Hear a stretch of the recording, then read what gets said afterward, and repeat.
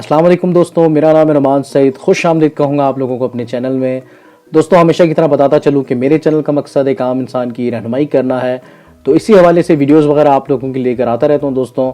तो आप दोस्तों से गुजारिश है कि चैनल को ज़रूर सब्सक्राइब कीजिएगा ताकि हर नई आने वाली वीडियोस का नोटिफिकेशन आप लोगों को मिलता रहे। दोस्तों, आज हम बात करेंगे SGPT ALT लेवल के हवाले से, क्योंकि जब आप लोग लीवर फंक्शन टेस्ट करवाते हैं तो अक्सर जो है ये एंजाइम जो है वो हाईलाइट हुआ होता है, यानी अक्सर ज़्यादा आ रहा होता है।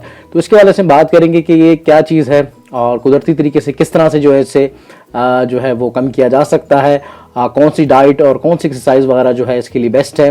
तो दोस्तों, SGPT आमतौर पर जिगर और दिल के खुलियों में मौजूद होता है। जिगर या दिल को नुकसान पहुंचने पर SGPT खून में जारी हो जाता है। इसी तरह SGPT की सतह जिगर को पहुंचने वाले नुकसान के साथ बुलंद होती है। मिसाल के तौर पर viral hepatitis, liver cirrhosis, fatty liver, alcoholic fatty liver और दिल के दौरे यानी दिल को नुकसान पहुंचने पर या कुछ मेडिसिन वगैरह भी जो है वो SGPT लेवल जो है उसकी सतह को जो है बढ़ा सकते हैं दोस्तों। अब बात आती है कि कुदरती तरीके से जो है वो SGPT लेवल को किस तरह से कम किया जाए। तो दोस्तों, अपनी रोज़मर्रा डाइट यानी खुराक में विटामिन D से भरपूर एशिया का इस्तेमाल ज़्यादा से ज़्यादा करें, क्योंकि विटामिन D लीवर डैमेज को बहुत तेज़ी से जो है वो कवर कर सकती है दोस्तों, और SGPT लेवल को कम जो है वो भी करता है। तो इसी खुराक का इस्तेमाल करें जिनमें विटामिन D ज़्यादा मिकदार में पाया जाता हो, मसलन डेयरी प्रोडक्ट्स, सब्जियां जिनमें विटामिन D जो है वो पाया जाए।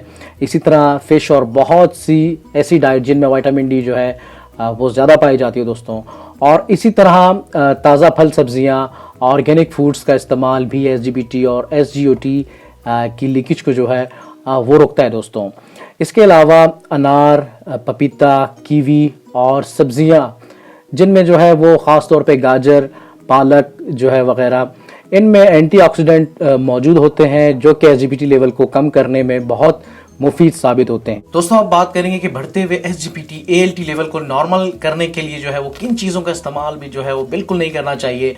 तो दोस्तों, सबसे पहले ऐसी अशिया का इस्तेमाल जो है वो बिल्कुल ना करें कि जिनमें जो है नमक जो है वो ज़्यादा हो या जिनमें सोडियम की मिकदार यानी कि नमकियात ज़्यादा हों, तो ऐसी चीज़ों का इस्तेमाल आप बिल्कुल ना करें।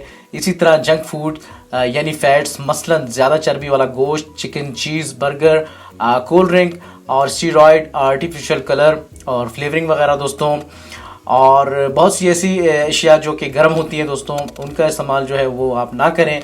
कोशिश करें कि जो है बिल्कुल इस्तेमाल ना करें अगर आप लोगों को हाई SGPT ALT लेवल का प्रॉब्लम है।